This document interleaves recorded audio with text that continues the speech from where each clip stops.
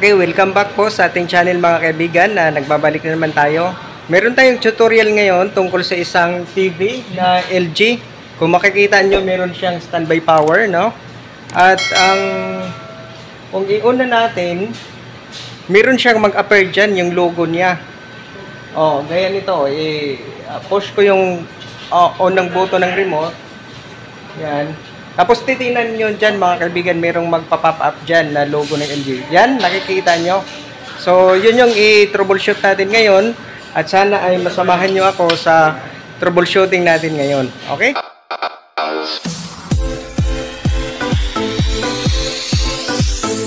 Ito na yung TV mga kaibigan na nakuha natin doon sa nakahang sa bracket. So, LG, no? So, ganito pa rin yung ano niya, yung problema niya. So mag-appear lang yung logo na LG. Ayan, no, nakikita natin tapos nawawala. So ito ay nabuksan na natin, no, mga kaibigan, at aalamin natin kung ano yung dahilan. Ang una natin i-check itong backlight niya, no, mga kaibigan, itong backlight. Gamit tayo ng backlight tester. So, ayan na mga kaibigan, meron na tayong backlight driver, no? Or backlight LED tester. Okay, testiran na natin yung terminal niya. Ayan. Bali, dalawa ito eh. Okay, ang isa, sumuka tayo ng 27.3.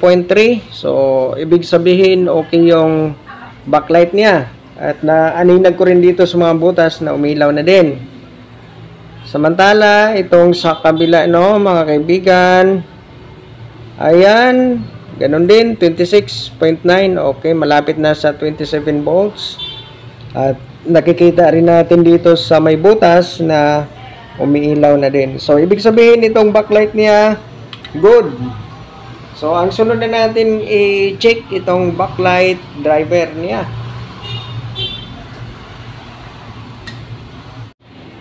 Okay, ito na mga kaibigan, kumuha na tayo ng multi-tester, nakaset na siya sa 50 volts. So, dito yung pagbabasihan natin. So, isalpa ko na at mas maganda siguro, no, mga kaibigan, nakaabang na dito yung ano natin, yung tester sa kanyang terminal. So, iabang ko muna dyan. Ayan, no, ayan, nakaabang na yan. Tingnan natin, no, mga kaibigan, kung meron bang supply. Yan. Ayun, wala talaga. So, kita naman natin, no, mga kaibigan, na umilaw siya tapos nawawala. At ito na, no, mga kaibigan, itong sa backlight driver niya or backlight inverter ay sira naman. At hindi ko na tinotrouble pa masyado yan kasi nagbabadali yung in-charge doon sa restaurant na kailangan na itong malagay para sa display sa mga advertisement. So, ito na lang itong ginawa ko. Meron naman kaming mga backlight driver na 24 to 45 volts. Yun na lang yung nilalagay ko. Bali, 2 piraso. Kasi na-testingan natin kanina, no, yung backlight niya, kada circuit doon ay 27 volts. So, pasok to. Kasi nasa 24 to 45 volts naman siya. So, ginagamitan lang natin siya ng relay, no, mga kaibigan. Kasi kapag meron ng 12 volts dito sa kanyang T-con na binibigay sa kanyang mainboard, ito ay magsuswitch dito sa ating relay. At yung AC naman na supply, no, galing dito. Dito na lang ako kumuha, no, mga kaibigan, sa ating AC. Sa rectifier or bridge diode, dito siya. At dumadaan, kagandahan nito kay dumadaan na rin ito ng ating fuse. So, dito siya. So, isa-switch siya sa relay natin para hindi siya steady na umiilaw ba yung backlight. So, testing na tayo, no, mga kaibigan. At nakahanda na rin tong AC cord natin.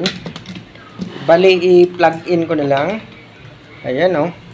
Yan, naka-plug in na yan, no, mga kaibigan. At mag-auto o naman yan. So, nakikita natin, no, na umiilaw siya. So, nag-una tong unit.